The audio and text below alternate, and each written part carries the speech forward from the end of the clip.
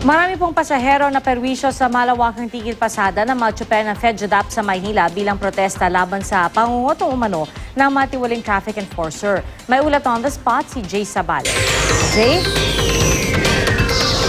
Nagharap ngayong umaga sila Manila Vice Mayor Isko Moreno at mga miyembro ng transport group na FEDJADAP dahil sa kanilang protestang ginagawa dito sa Plaza Moriones, Tondo. Nagtigil pasada ang humigit kumulang 8,000 jeepney drivers ng FEDJADAP sa lungsod ng Maynila. Ang reklamo nila, ang wala umanong habas na pangungutong ng mga traffic enforcer, panghihingi ng lagay at pangre-reker ng mga jeep. 25 daw na abusadong enforcer ang nasa kanilang listahan.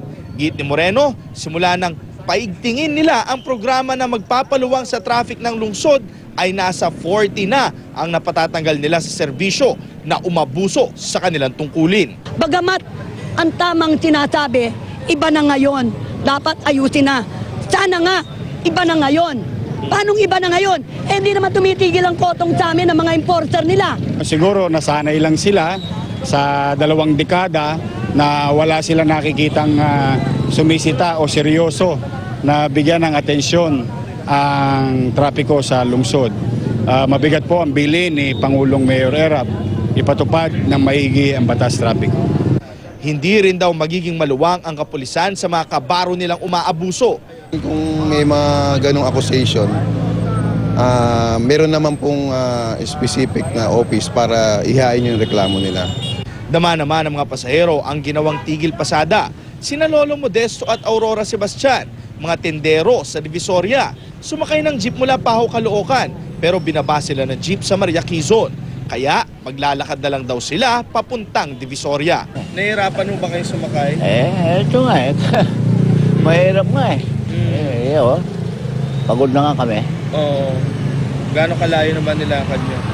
Ay malayo. Maria Quezon, bandito. Kaya ang ibang pasero, doble pamasahe dahil doble sakay para makarating sa pupuntahan. Ngunit sina Lolo at Lola, sinisingil kami ng mga tricycle. ano na? 20 na. 20. Oo. Yung mga badyak. Oo. Sabi namin, lalakarin na lang namin dahil sayang din ang pera. Hindi naman namin pinupulot ang pera. Sa aming pag-iikot naman sa Maynila, ilang jeepney driver pa rin ang matigas sa mga ulo. May mga nagsasakay pa rin sa mga illegal terminal. Ang ilan pa nga sa gitna ng kalsada na kahinto na sanhi ng trapiko. Sinubukan namin kausapin ang ilan, ngunit paglapit namin ay tumatakbo ito.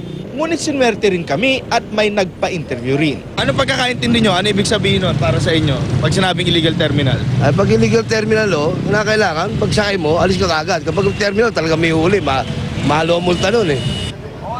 Ayon sa FEDJADAP, isusumite na raw nila ang pangalan ng 25 umano'y pulis na umaabuso sa kanilang tungkulin. At ayon na rin sa aking pakikipag-usap kay Ms. Zenaida ng FEDJADAP, itutuloy daw nila ang kilos protesta nila hanggang mamayang gabi kahit na hindi daw maging pabor sa kanila ang magiging resulta nitong kilos protesta nila. Pia? So, Jay, paano tutugunan ng lokal na pamahalaan o kaya ng MMDA, di kaya yung kakulangan doon sa masasakyan, lalo na kung itutuloy nila hanggang rush hour mamayang gabi? Meron bang mamimigay ng malibreng sakay?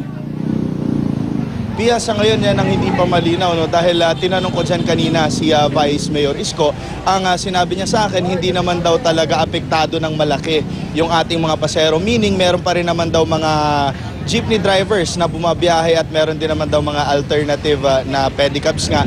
Yun nga lang, dahil sa kilos protesta, baka madali nga daw at medyo kulangin naman daw. Pero hindi naman daw talaga totally kukulangin ng sasakyan, Pia. Alright, maraming salamat sa iyo, Jay Sabale.